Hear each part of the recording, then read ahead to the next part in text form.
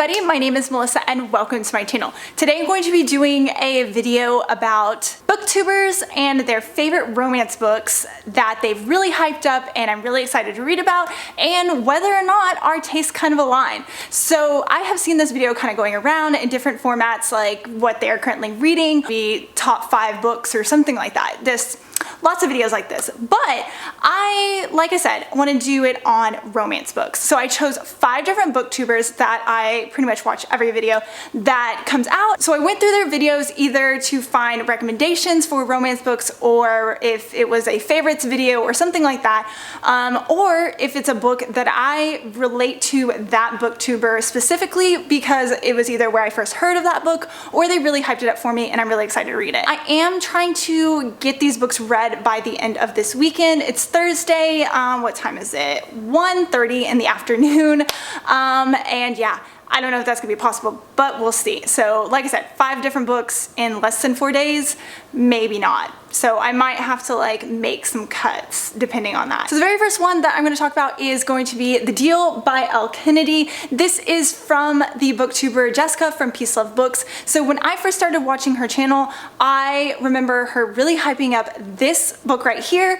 It's a hockey romance. I think it's a fake dating trope as well. Yeah, so definitely every single time that I see this book, I think of her, and I have it on my Kindle as well, so I could either read it in both formats, but I found the first 3 books in the original covers the other day from Half Price Books and I snagged them, and that's kind of what made me want to do this video. The second book that I have is the only historical romance on this list, and that is from Riley Marie. It was from a Sputathon video, recommendations, and yeah, this was a historical romance, and that's going to be Tessa Dare's book, The Duchess Deal. So I haven't read anything by Tessa Dare, and I didn't really know where to start. This is going to be a historical romance that I'm pretty excited to get to because I want to start reading more historical romances and kind of expand my, reading romance genres. So the next one is from Chelsea Doley Reads. I remember her talking about this book specifically so much and got her boyfriend to read it, and he enjoyed it too. And that's going to be Red, White, and Royal Blue by Casey McQuiston. So like I said, this is a very hyped book, and I've seen a lot of other booktubers talk about this, but specifically I just remember it from her because that's where I first saw this book. It's a very political book, and a lot of people don't like the politics being put into the romance book, but I don't know.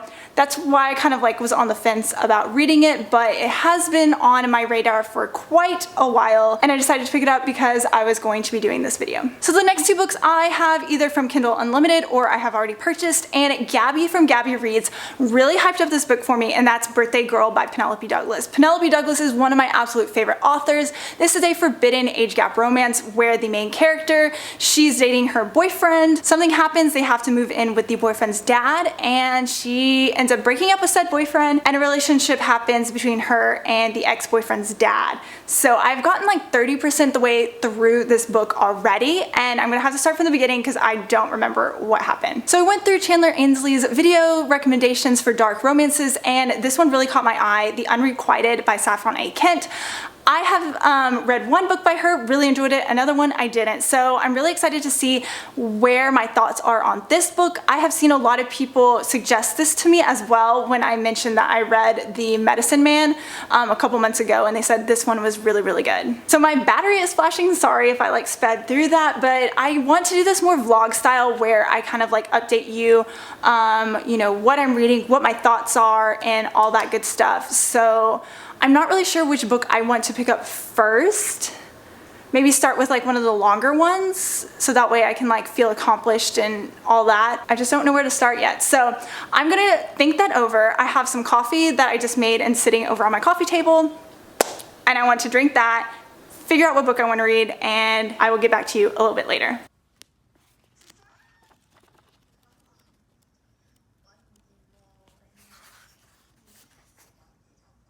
So I ended up picking up the biggest book because I kind of want to get that one out of the way and have the shorter ones for at the end of this weekend. And of course that's Red, White, and Royal Blue. I just finished the first chapter. It was 20 pages long. I don't know. I think it's because of the perspective, because it's not like I did this. It's like Alex said, and Alex is the guy it's about. It's kind of hard to get into the book when I'm just like thrown off by the perspective that it's written from, but I think I'm gonna get used to it. Again, like I said, I'm only 20 pages in, so far they just had the little incident that happens, and yeah, so very excited to kind of push through the rest of this book and see how far I can get for the rest of the night. Again, I will update you a little bit later. Hi everybody, it is now Friday. Last night I ended up falling asleep on the couch. I got to like page 213 of Red, White, and Royal Blue, and then I woke up this morning, grabbed some coffee, and now I'm on page 285. So yeah, so far I'm really enjoying this. Again, like I said, the perspective that this book is written in kind of like throws me off a little bit, but obviously now that I'm like a good chunk of the way through, almost finished with this book, I do think that I've kind of gotten used to it, and I am enjoying it a lot more than I was at the beginning.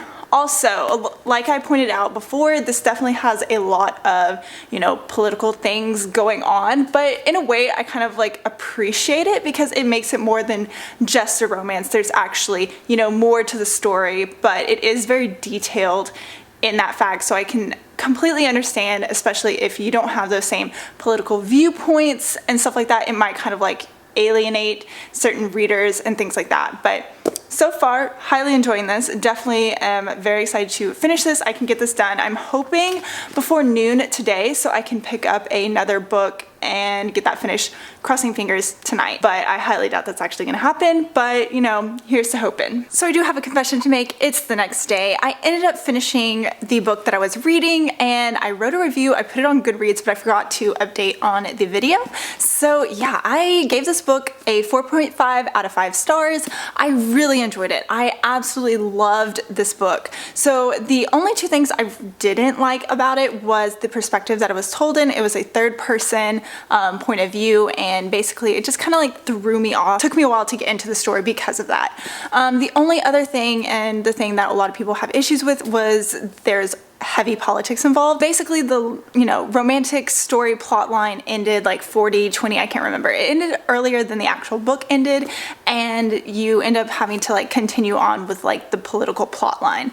But other than that, it was super fun. I love this book. I just love Henry. He's just like sweet little cinnamon roll that you want to squeeze, and then Alex is just so amazing, and them together, absolutely fabulous. Had a lot of fun. So immediately after I finished this book right here, I ended up picking up a historical romance, which was The Duchess Steele by Tessa Dare, and I am currently now page 220. So like I said, I want to get into more historical romances. That's why I chose this book specifically from Riley Marie and her channel, because she said she really loved it, and I've been flying through it.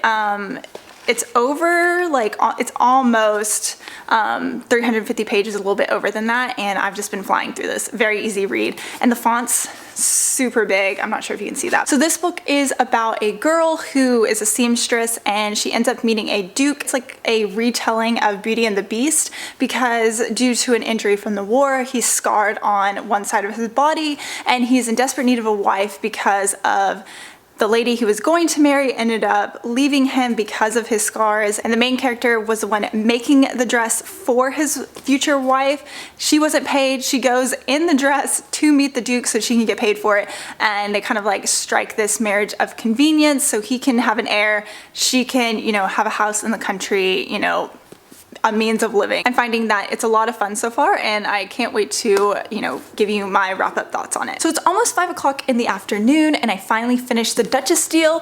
I also ended up writing my review and putting it on Goodreads as well. So also, I just want to mention that if you follow me on or befriend me on Goodreads or follow me on Instagram, that's where I like keep my current reads kind of up to date, and I always have like a star rating or at the very least, and a review for my books on my Goodreads for everything that I've read. So anyways, my wrap up for this, I really thoroughly enjoyed it. I gave it a 4 out of 5 stars, just for the fact that I feel like it wasn't insta-lovey, but the romance did move fairly quickly. It was a pretty short book because of the length as well as like the big font, so I feel like a lot kind of like squished together. So I'm definitely more of a slow burn kind of romance person. I really enjoy that build up, and it was kind of there, but yeah, just wanted a little bit more. Also, the seamstress seamstress part of it. I really wanted Emma, the main character, to have just more to that. I kind of wanted to like see more of that in the story, but unfortunately it just wasn't there. I really enjoyed how Ash has kind of dealt with, you know, his scars and things like that, and how, you know, it really affected him, and I thought it was really believable, and I really did enjoy that. And just, you know, when they finally had their happy ending, it was just so fabulous. I was definitely rooting for them from the very beginning and happy to have finished this book. A very good pick and recommendation from Riley. So now that leaves 3 more books, I believe. Yes, 3. So I have the 2 on my Kindle. So Birthday Girl, which was Gabby from Gabby Reads' recommendation, as well as Chandler's recommendation, which was The Unrequited, which is the dark romance, and then The Deal by Elle Kennedy, which is Jessica from Peace Love Books. So I am not really sure which one I want to read just yet. I'm thinking maybe a dark romance, because that's kind of like maybe what I'm in the mood for, but I'm not sure. I will update you guys a little bit later on what I decided to pick and how I'm thinking about it. So bye. Hi everybody. So yeah, it is